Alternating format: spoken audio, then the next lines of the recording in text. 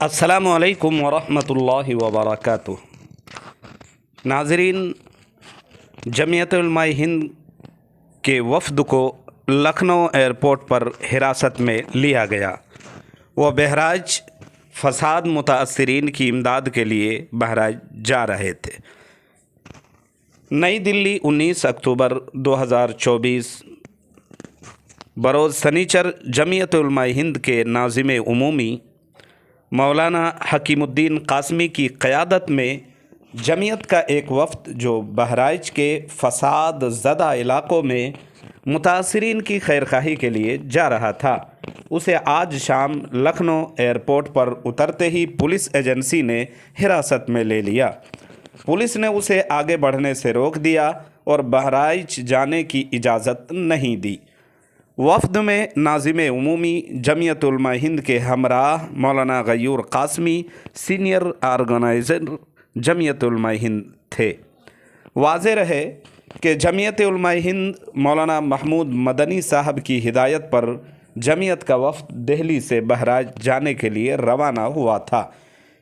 اس دورے کا مقصد بہرائچ کے متاثرہ افراد سے ملاقات کرنا، ان کی حالت زار معلوم کرنا اور ان کی ہر ممکن مدد فراہم کرنا تھا۔ جمعیت علماء ہند نے ہمیشہ ملک میں بھائی چارے، سماجی ہم آہنگی کے فروغ کے لیے کام کیا ہے اور بلا تفریق و مذہب و ملت کے ہر قسم کے مظلومین کی داد رسی کو اپنا فرض سمجھا ہے۔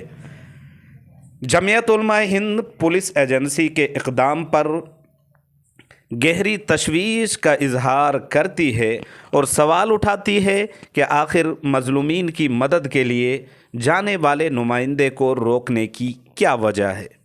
جمعیت علماء ہند یہ مطالبہ کرتی ہے کہ جمعیت کے وفد کو فوراً رہا کیا جائے اور اسے اپنے کام کو مکمل کرنے کی اجازت دی جائے۔ جمعیت علماء ہند ہر حال میں اپنے سماجی انسانی فرائض انجام دیتی رہے گی اور اس طرح کے اقدامات ان کی جد و جہد کو روک نہیں سکتے۔ جی ہاں دوستو، یہ بڑی افسوسناک خبر ابھی شام کی تازہ ترین خبروں میں سے موصول ہوئی ہے۔ بڑی افسوسناک خبر ہے جو امت مسلمہ کی جو حالت زار ہے وہ تو ہم سب دیکھ ہی رہے ہیں، سن رہے ہیں، آئے دن اس کا مشاہدہ کرتے رہتے ہیں۔ اگر فساد زدہ علاقوں میں متاثرین مہلوکین ان کی اگر نمائندگی کے لیے یا ان کی داد رسی کے لیے کوئی وفد، کوئی جماعت، کوئی تنظیم اگر آگے بڑھ کے انسانی فریضے کو اور ان کی داد رسی کے لیے اگر جا رہی ہے تو اس کو ہی اگر روک دیا جائے تو یہ بہت بڑی بات ہے۔ جی جناب، آپ اس تعلق سے اپنی کیا تبصرہ یا اپنی رائے رکھنا چاہیں گے؟ کمنٹ سیکشن میں لکھ کر ضرور بتائیں۔